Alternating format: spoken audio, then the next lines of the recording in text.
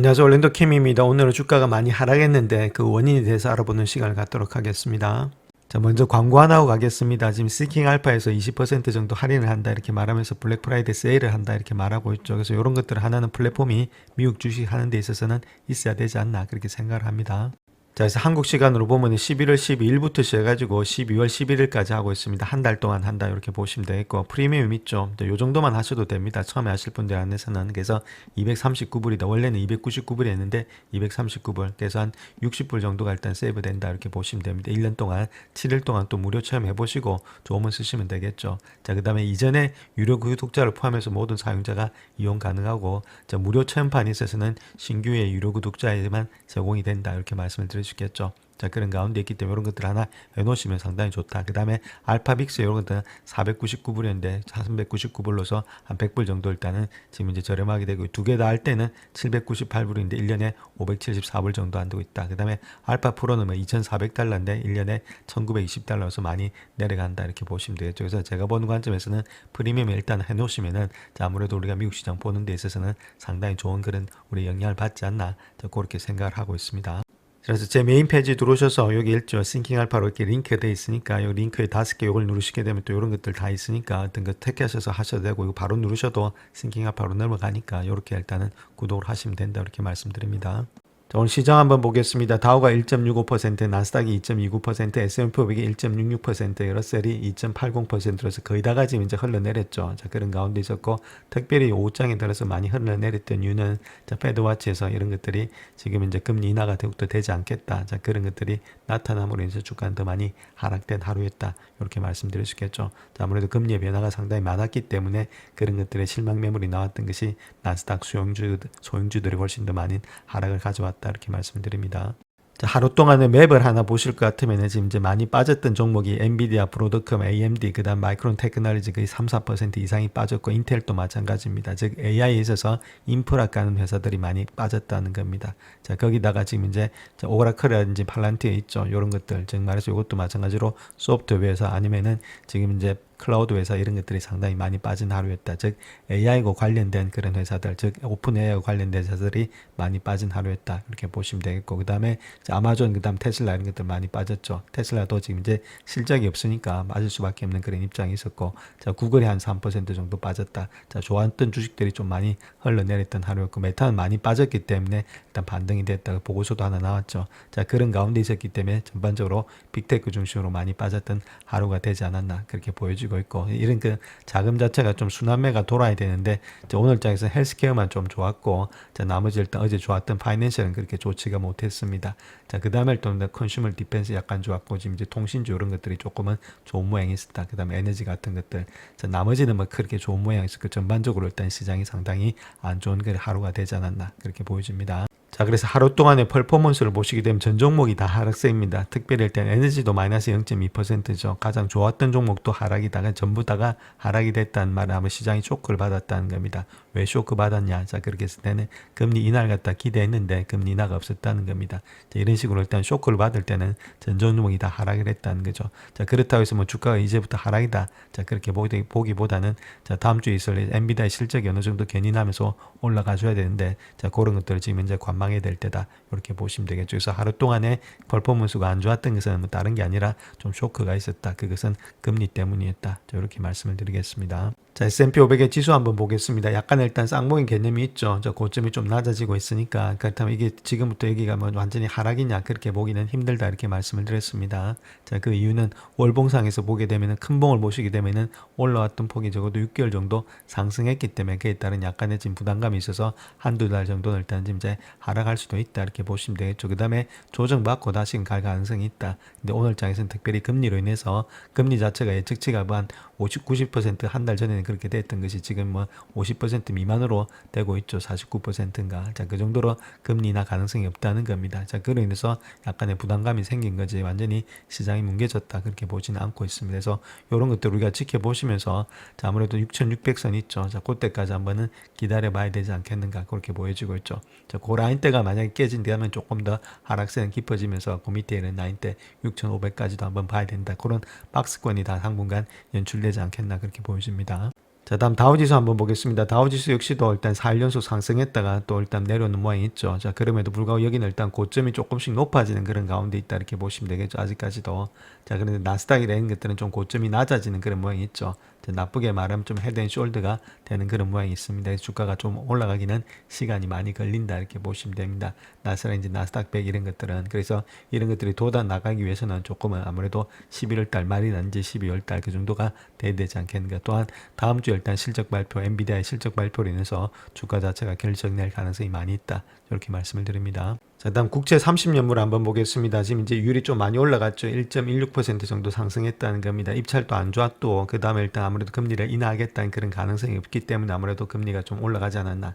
4.71% 정도 되고 있고, 자, 10년물 금리도 마찬가지로 올라가면서 4.12%가 되고 있다. 약간 일단 한번 4% 약간 내려왔다가 다시금 올라가는 모양이 있습니다. 2년물도 마찬가지로 3.6%까지 올라가 있다. 이렇게 보시면 되겠죠. 전반적으로 일단 금리가 올라가는 추세가 되고 있다. 이렇게 보시면 되겠고, 자, 아무래도 골드 차트도 많이 올라왔습니다. 지금 조정받고, 자, 그런데 오늘 같은 장에서는 위험 차트가 아무래도 위험 자산이 내려가고 있죠. 위험 자산 내려갈 때 이렇게 안전 자산이 많이 올라가야 되는데, 자, 금이 좀 안전 자산의 개념이라기보다는 지금 이제 그냥 자산의 개념으로서 같이 가고 있다 이렇게 보시면 되죠. 그래서 아무래도 그 위험 자산 내릴 때 같은 일단 자산의 개념으로서 같이 내리는 그런 가운데 있는 것이 골드가 되고 있다 이렇게 말씀을 드립니다. 자, 오늘 주가 하락의 원인을 보게 되면 아무래도 페드의 펀드 레이트다 이렇게 보시면 됩니다. 아무래도 금리 자체가 12월 달에 내려간다. 자, 그렇게 생각하면서 투자를 하면서 왔는데 그로 인해서 기대치로 인해서 주가가 많이 상승했죠. 특히 소형주들이 많이 상승했다가 지금 현재 빠지는 모양이 있는데 페드의 펀드 레이트다. 이게 좀 불확실하다는 겁니다. 특별히 투표권을 가지고 있는 연준의 의사의장 4명이 있는데 콜린스, 무살렘, 구슬비 그리고 10월에 금리 인하 반대했던 슈미트 이렇게 한 4명 정도가 되고 있는데 12월에 금리 인하를 갖다가 적극적으로 주장하지 않는다. 자, 그렇게 되고 있죠. 자, 그런 가운데 있기 때문에 지금 주가 자체가 큰 폭의 상승하기가 힘든 모양이 있다. 이렇게 말씀을 드립니다. 자, 그래서 답은 여기 있다 이렇게 보시면 되는데 이제 페드와치에서 보시게 되면 지금이 현재 타겟 레이트 있죠. 그것이 3.75에서 4%입니다. 그런데 지금 모습에서 한 타겟 레이트를 갖다가 3.5에서 3.75까지 한 번 더 내리겠다. 자, 그렇게 이야기를 했죠. 12월 달에. 그래서 그때 한 달 전이죠. 한 달 전이면 10월 13일입니다. 10월 13일 때 한 달 전에는 아무래도 이렇게 한 번 더 내리겠다 한쪽에 아무래도 96.5% 뭐 95% 가까이가 찬성을 하고 있었습니다. 한 번 더 내리겠다. 자, 근데 지금 들어와서 보기 시작하면 49.5%밖에 되지 않고 있다는 거죠. 내릴 확률 자체가 많이 줄어들었다는 겁니다. 5%더 줄어들어서 50%도 안 되는 확률이 있다. 자, 내릴 가능성이 거의 없다는 겁니다. 지금 이제 안 내리는 확률이 50.5%로 좀 더 많다는 그런 모양이 되고 있죠. 자, 이런 것들을 통해서 아무래도 금리 인하가 안 되니까 당연히 일단 지금 이제 주가에 힘을 받으면서 금리 인하로 인해서 많이 상승했던 소형주 이런 것들이 그다가 폭락이 되는 모양이 있다. 이렇게 보시면 되겠죠. 그래서 지금은 자, 금리 때문에 이런 모양이 나타나고 있다. 자, 그렇게 우리가 보실 수가 있겠습니다. 자, 마찬가지로 보스턴 연방준비은행 총재인 수장 콜린스 역시도 지난달에 0.25% 인하기로 한 결정을 지지했지만 지금은 현 상태를 유지하는 것이 괜찮다. 자, 이런 식으로 밝히고 있다는 거겠죠. 그래서 기본적인 전망을 고려해 볼 때 이처럼 불확실한 환경에서 인플레이션, 그 다음 고용 위험을 균형 있게 조절하기 위해서 당분간 정책 금리를 현재 수준으로 유지하는 것이 적절한 것으로 보여지고 있다. 자, 이런 것들이 상당히 지금 부담이 되고 있다는 겁니다. 자, 콜린스는 고용에 대한 하향 위험은 여름 이후로서 더 이상 증가하지 않은 것 같다. 그렇게 말하고 있고, 자, 고용 시장이 눈에 띄게 약화됐다는 증거가 없다면은 정부 셧다운을 위한 인플레이션 관련 정보가 부족한 점을 고려해 볼 때 주가 완화 정책에 주저할 것이다. 인플레이션이 더욱더 위험하다. 그 이야기를 하고 있죠. 그래서 9월 이후에 누적된 완화 정책의 효과를 평가하기 전에 인플레이션이 2%로 안정적으로 회복되는 궤도에 있는지를 확인한 후에야 정책 기조를 추가로 조정하는 것이 현명해 보이고 있다. 그렇게 말하고 있죠. 그래서 안 하겠다는 말입니다. 한마디로. 그러니까 이런 것들이 지금 시장에 상당히 많이 일단 공포로 작용을 하고 있다. 이렇게 말씀을 드립니다. 자, 그래서 우리가 다시금 결론을 돌아가서 지금 금리 의사 결정하는 사람들이 12명입니다. 자, 12명을 통해서 자, 금리 인사 결정했는데 10월달 해에서는 한 10명 정도가 일단은 지금 금리 인하하겠다. 자, 그렇게 이야기를 했고 2명 정도가 반대를 했다는 겁니다.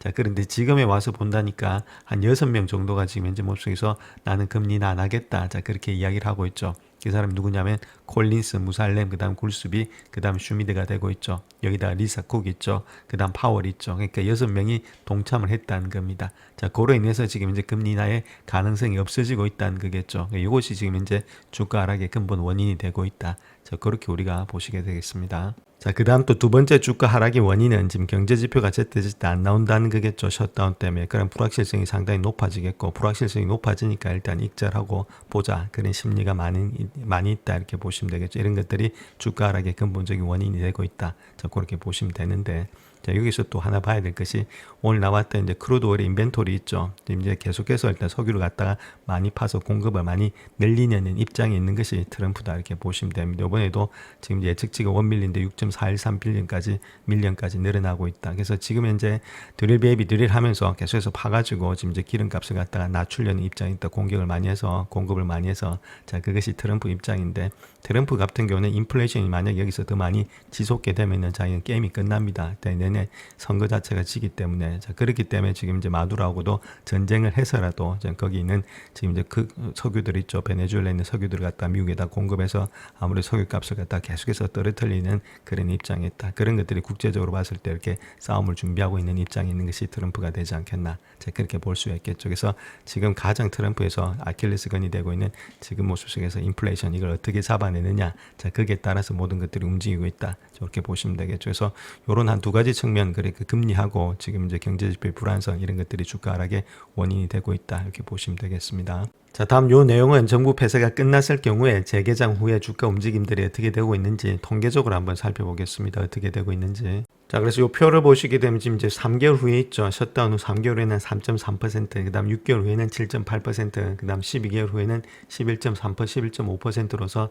가버먼트 셧다운 후에 지금 이제 에버리지 퍼포먼스는 이 정도로 증가되고 있다. 이렇게 보시면 되겠죠. 그렇기 때문에 지금 단기적으로 왔다 갔다 눌리고 있는데 이제 전반적으로 봤을 때 금리 인하 기조는 계속해서 될 것이고, 그 다음 기업의 이익이 계속해서 늘어나게 되면은 충분히 주가는 상승할 수 있다. 자, 그렇게 보시면 되겠고, 일단 기업의 이익이 계속해서 늘어났는지, 그 다음 비용이 너무 많이 들어가고 있는지, 자, 그런 것들을 계속해서 우리가 체킹하시는 것이 훨씬 더 바람직하다 이렇게 말씀을 드립니다. 자, 그래서 지금 시장이 많이 지금 요동치고 있는 이유 중에 하나가 아까도 말씀을 드렸듯이 앞으로 몇 주 동안은 주요 경제 지표가 일단 발표가 미뤄지고 있죠. 뭐 CPI 지수도 있고 노동시장도 있고 이런 게 박박한 일정을 소화해내야 된다. 자, 그로 인해서 등락이 많이 왔다 갔다 하는 그런 변동성과 지금 이제 불안성이 공존할 가능성이 상당히 많이 있다. 저렇게 말씀을 드립니다. 자, 그로 인해서 우려가 되고 있는 것이 10월 달에 실업률 발표가 없을 경우에 주요 경제 보고서가 발표가 취소라든지 지연, 그리고 역사적인 셧다운으로 인해서 차질을 많이 빚을 것으로 예측이 되고 있다는 겁니다. 특별히 인플레이션과 일자리 창출에 대한 중요한 정보를 갖다가 간절히 기다리고 있는데, 자, 이런 거 없이 지금 이제 FOMC에서 어떤 식으로 형성이 될지, 자, 그런 것들이 지금 관건이 되고 있다 이렇게 밝히고 있습니다. 자, 그래서 트럼프 행정부 관계자들이 이야기하고 있는데 10월에 주요 경제 수치 중에 일부가 영원히 사라질 수 있다. 그렇게 말하고 있습니다. 조작하겠다 그 이야기겠죠. 한마디로 말해서 10월에 물가 상승률, 그 다음에 일자리 실업률에 대한 중요한 정보가 이런 데이터가 블랙홀에서 빠져서 완전히 사라질 가능성이 많이 있다. 자, 그렇게 말하고 있고, 케빈 헤셋 같은 경우에는 TV에 폭스뉴스에서 이야기했던 내용이 셧다운으로 인해서 10월에 실업률이 발표되지 않을 것이다. 자, 그렇게 말하고 있죠. 실업률이 발표되지 않는 것은 77년 만에 처음 있는 일이다. 이렇게 말하고 있는데 10월에 일자리 창출에 대한 추선치는 계산할 것이다. 이렇게 말하고 있죠. 그래서 지금 이제 사라지는 것들이 물가 상승률, 일자리 실업률, 요 중에서도 물가 상승률이 더 중요한데 이 두 가지는 다 해야 되겠죠. 근데 실질적으로 일단 계산하는 것은, 추산치를 계산하는 것은 단지 일자리 창출률 아니면 실업률밖에 없다는 거겠죠. 자, 그런 가운데 이때 물가 상승률 이런 것들을 해버리게 되면 만약에 뛰었다 그러면 금리를 인하 못하니까 하지 않겠다. 자, 그 뜻을 포함하고 있습니다. 그래서 10월에 소비자 물가지수 발표 여부는 아직까지 불확실하다 그렇게 말하면서 지금 현재 CPI 보고서가 발표되지 않을 수도 있다 시사했지만은 헤셋은 이에 대해서 언급하지 않았다는 겁니다. 어떤 식으로라도 발표하겠다 말이 없었다는 거겠죠. 그래서 CPI와 고용 보고서를 집계하는 노동통계국은 아직까지 답변을 요청하지 않았다 그렇게 말하고 있고, 빠르면은 금요일에 업데이트된 경제지표를 발표할 예정에 있다 그렇게 말하고 있고, 자, 가장 중요한 것은 정부 폐쇄가 끝났다는 것은 경제에 대해서 중요한 정보를 수집하는 주요의 미국의 통계기관이 혼란스러운 상황에 시작할 뿐이다 이렇게 말하고 있죠. 그래서 상당히 많이 혼란스럽다는 것입니다. 그래서 주가 자체가 이렇게 빠지고 왔다 갔다 하는 이유가 다른 것에 있는 것이 아니라 불확실성이 있다 이렇게 말하고 있죠. 그래서 이러한 문제들이 해결되기 위해서는 또 수개월이 걸릴 수 있고, 그 성장이 불안정해지고 인플레이션이 점차 높아지는 중요한 시기에 미국 경제의 실제 상황을 파악하기가 어렵게 되었다는 겁니다. 자, 이런 모든 것들이 지금 현재 시장에서 반영되지 않았나. 자, 그렇게 보여주시겠죠. 그래서 연준 또한 금리 인하를 갖다 지속할지 여부를 결정하려고 하고 있는데 데이터 발표 지연을 해서 연준의 업무가 더욱더 복잡해지고 있다. 이런 식으로 이야기를 하고 있습니다. 자, 그래서 노동통계국의 사람들이 이제 블로그 게시물에서 이야기하고 있는 내용을 보시게 되면 일할 수 있는 직원, 초과 근무를 하거나 재배치될 수 있는 직원들이 줄어들고 있다. 그래서 회복이 더 느린다. 그렇게 말하고 있죠. 그래서 경제학자들은 이 데이터가 몇 달 동안 더 영향을 받을 수 있고 심지어 2016년도 초가 되어서만이 정상화되고 있다. 그랬던 정책에 많은 혼란을 가져온다. 그 이야기를 하고 있습니다. 자, 월가의 매도세가 심화되면서 다우지수가 600포인트 이상이 하락이 됐는데 자, 그 이유에 대해서 한번 살펴보겠습니다. 자, 이러한 하락세를 갖다가 자연스러운 통합으로 본다. 자, 이렇게 보는 사람도 있다는 거죠. 특별히 레어드 노슨의 웰스 매니지먼트의 CIO가 이야기하고 있는 내용을 본다면은 오늘의 하락세는 건강한 것으로 평가한다. 그렇게 말하고 있고 AI에 대한 이야기 중에 하나는 언젠간 이 모든 지출 있죠. 자본 지출 이런 것들이 실제로 나타날 것이다. 자, 그렇게 말하고 있고 이 혜택은 더 넓은 경제에서 나타날 것인데 예를 들어서 의료, 제조업, 산업 분야의 AI 실질적인 수혜가 보기 시작하게 되면은 AI 자본 지출이 전반적인 생산성 향상을 시킬 것이다. 그래서 이런 것들을 뒷받침한다. 즉 말해서 계속해서 지금 캐펙스가 많이 들어가서 불안하다. 그렇게 이야기하고 있는데 이런 것들은 생산성이 향상이 되면서 다 마무가 될 것이다. 그렇게 이야기를 하고 있습니다.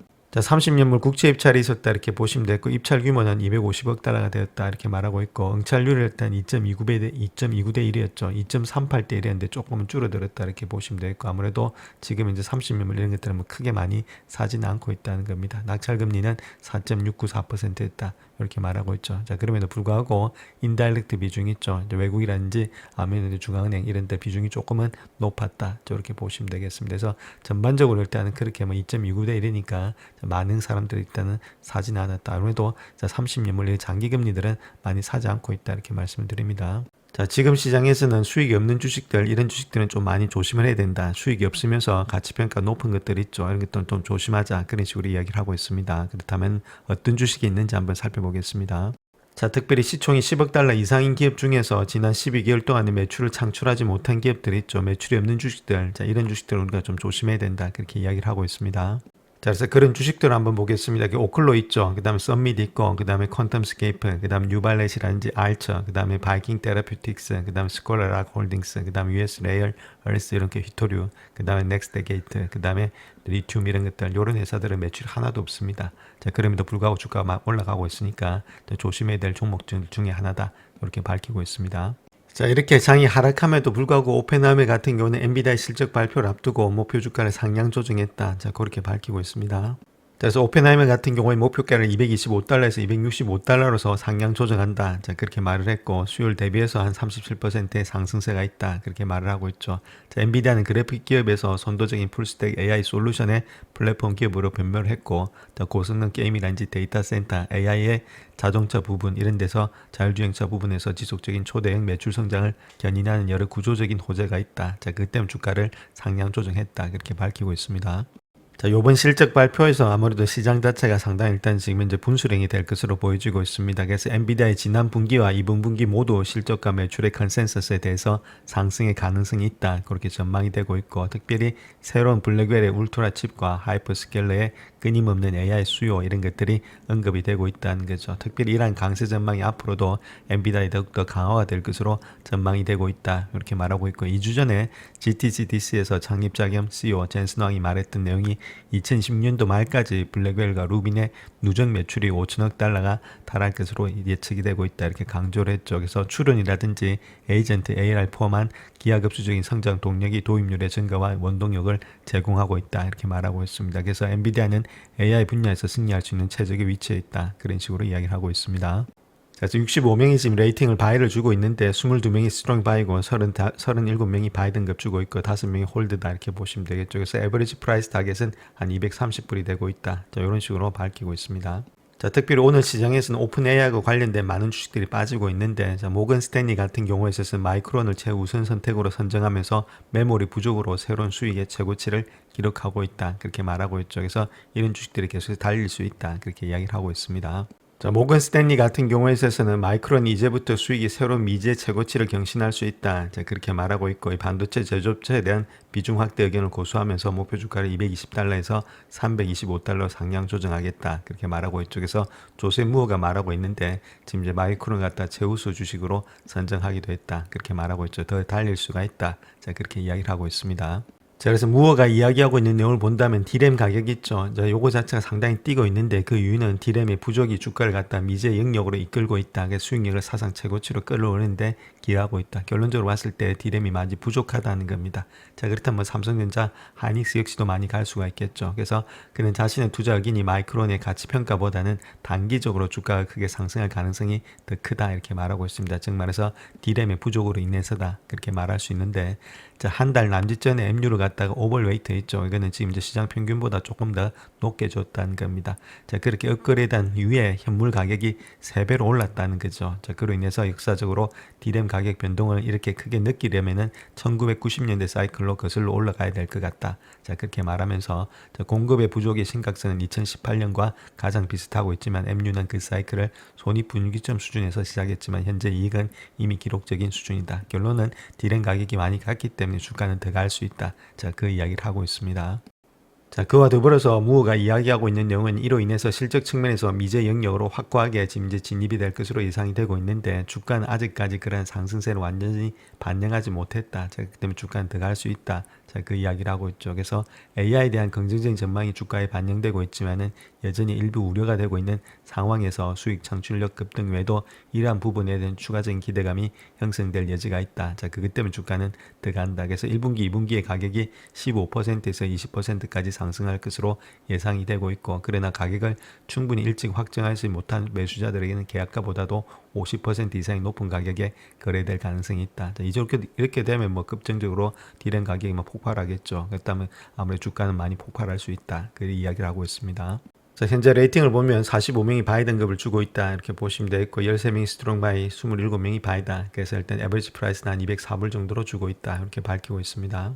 자, 스테이블 코인이 주류가 되면서 JP 모건은 암호화폐 주식에 대해서 강세를 보인다 이렇게 이야기하고 있는데, 자, 그 내용에 대해서 한번 살펴보겠습니다. 자, 그래서 고회사는 서클이다 이렇게 보시면 되겠고, 자, 아무래도 언더웨이트에서 지금 이제 오버웨이트로서 비중 확대했다 그렇게 말하고 있죠. 그래서 지금 이제 목표가를 94달러에서 한 100달러로 일단 상향 조정하면서 16% 정도의 지금 상승 여력이 있다. 자, 그런 식으로 이야기를 하고 있습니다. 자, 특별히 최근 몇 주 동안에 서클의 주가가 상당한 락급 만료를 앞두고 압박을 많이 받았다는 겁니다. 자, 그로 인해 서클의 주가가 목표 주가를 갖다가 94달러에 일단 근접했다가 다시금 좀 하락했죠. 2010년도 12월 목표 주가. 자, 그로 인해서 주가가 당사의 전체 커버리지를 상회할 만큼의 충분한 상승 여력이 있고 주요 펀더멘털이 개선되고 있기 때문에 수익의 전망치를 상향 조정한다. 저 그렇게 말하고 있고, 특별히 서클의 견고한 3분기 실적의 발표에 따른 것으로서 월가 예상치를 갖다가 상회하는 그런 순이가 매출을 기록했다. 자, 그럼에도 불구하고 운용 비용의 전망치 예상보다 훨씬 더 높게 발표되면서 주가가 좀 한 12% 정도가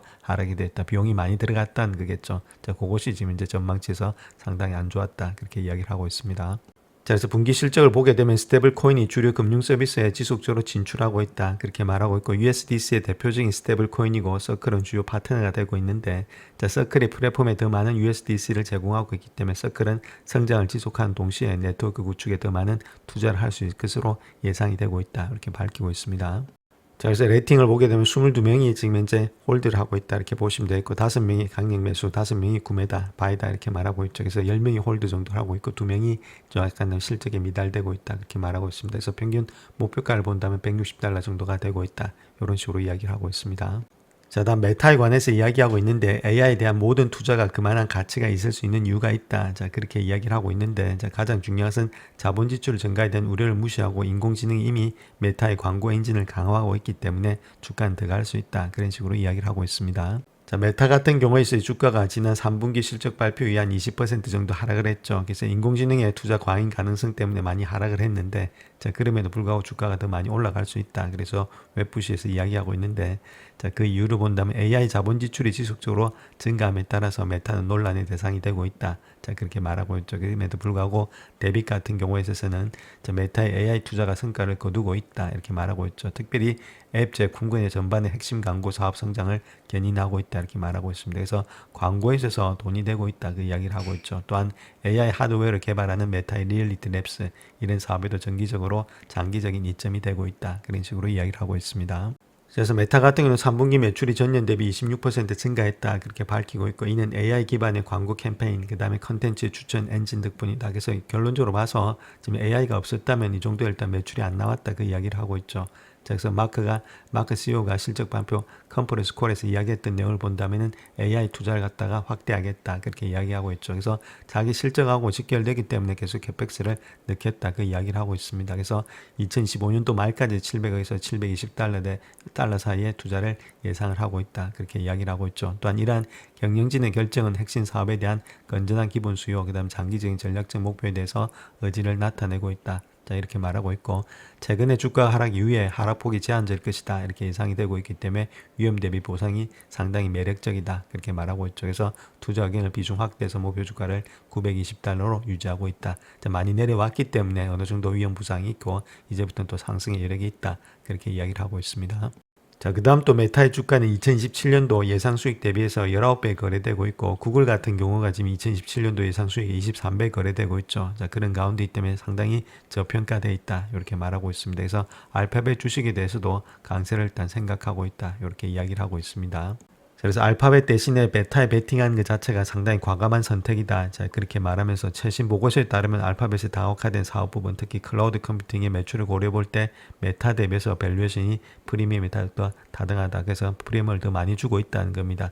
구글 자체가. 자, 그런 가운데 제가 보는 관점에서는 구글이 현재 모습에서는 메타보다는 좀 더 낫지 않나. 자, 그렇게 보여지고 있는데, 자, 이쪽에서는 지금 이제 메타가 좀 더 낫다. 자, 그렇게 말하고 있죠. 특별히 알파벳 주가 같은 경우는 2025년도에 50% 가까이 상승하면서 뛰어난 성과를 보여주고 있다.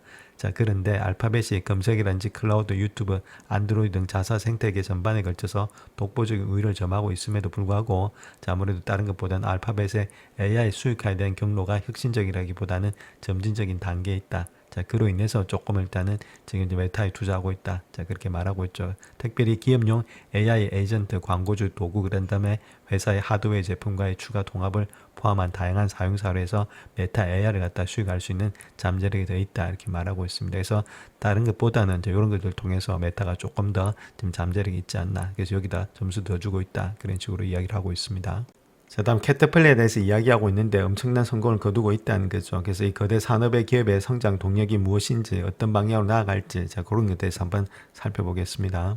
자, 캐터필러 같은 경우는 올해 예상 밖의 승자로 떠오르고 있고 가장 주목받고 있는 인공지능 관련 주식보다도 훨씬 더 앞서고 있다. 그런데 좀 전망은 밝지가 않다. 그렇게 말하고 있죠. 또 주가가 2025년도에 58% 정도 상승했고 4월 저점부터 시작해서는 거의 한 2배 정도인 107%가 상승했다. 자, 엔비디아 같은 경우는 지금 이제 40%, 알파벳이 한 47% 상승한 게 비해서 더욱더 많이 상승을 했다는 겁니다. 자, 그럼에도 불구하고 자, 50일에 일단 상대 강도 지수 있죠. 요거 자체 RSI인데 요거 자체가 상당히 상승 모멘텀에 끝판왕에 있다. 그렇게 이야기를 하고 있습니다.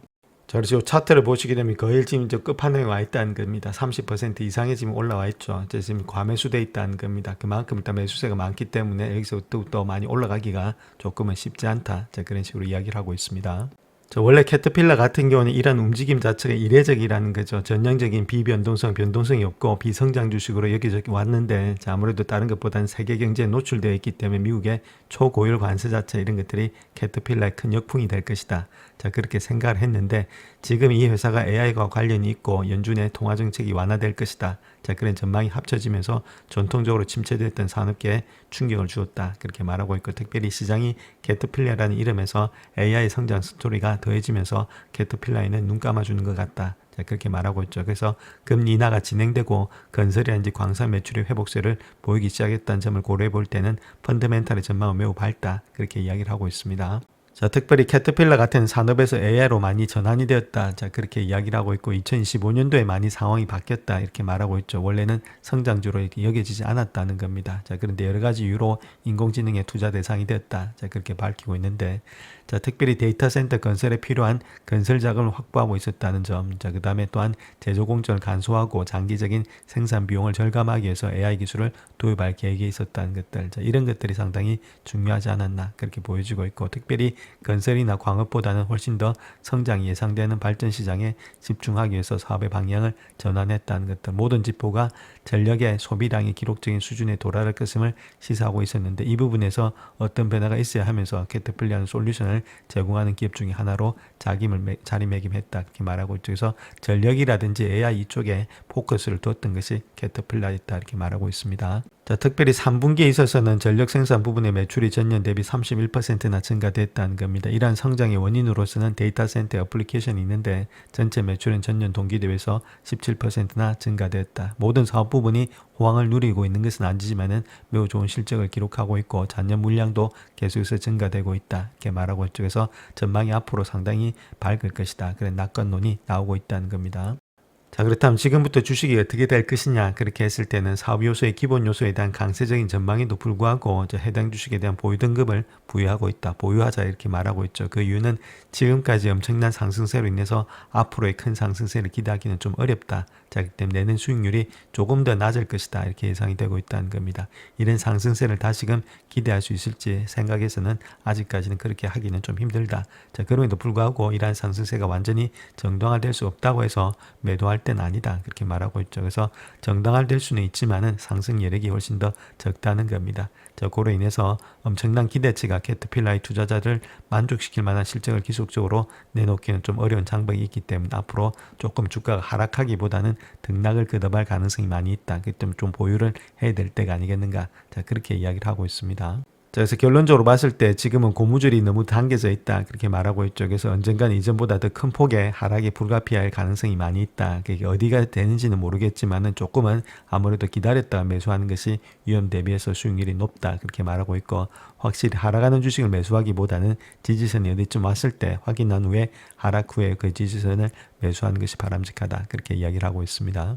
자, 다음 주 수익을 보고하는 이러한 주식에는 엔비디아가 포함이 되고 있는데 월가의 기대치를 뛰어넘는 역사가 있을 것이다 그렇게 말하고 있죠. 자, 그런 주식들에 대해서 한번 알아보겠습니다. 자, 그렇다면 구체적으로 다음 기준을 충족하는 그런 주식들입니다. 그래서 65% 이상의 이익률의 초과, 그 다음 1% 이상의 평균 수입의 증가 이런 회사들 있죠. 그런 회사들은 아무래도 주가의 상승 여력이 있다 그렇게 밝히고 있습니다. 자, 그런 주식들을 한번 보겠습니다. 첫 번째 있는 주식이 돌비랩스고, 그 다음 데이콤이 있고, 그 다음 윅스 있고, 코파홀딩스 있고, 그 다음 엔비디아, 그 다음 엘콜 있고, 그 다음 인투이트, 그 다음에 비바가 있다 이렇게 보시면 되겠죠. 그래서 이런 종목들은 아무래도 다음 주에 좀 많이 가지 않겠는가 그렇게 볼 수 있겠죠. EPS가 계속해서 85% 거의 한 75% 이상이 되고 있는 종목들. 그 다음에 지금 에버리지 어닝의 개인 자체가 이제 1% 이상이 되는 종목들이다. 그래서 상당히 이익과 성장률이 좋은 종목들이다. 그런 식으로 밝히고 있습니다. 자, 그 중에서도 인투이트 한번 보시게 되면 세금 준비 소프트웨어 공급업체가 AI 기반의 기술을 자사 제품에 통합하는 그런 방안을 계속해서 모색함에 따라서 작년 여름에 주가가 $800를 돌파하면서 사상 최고치를 기록했다 이렇게 밝히고 있죠. 그래서 이런 주식들이 조금 더 많이 상승의 여력이 있지 않나 그렇게 보여집니다. 영상을 끝까지 시청해 주셔서 감사합니다. 영상이 도움이 되셨다면 구독과 좋아요 부탁드립니다. 감사합니다.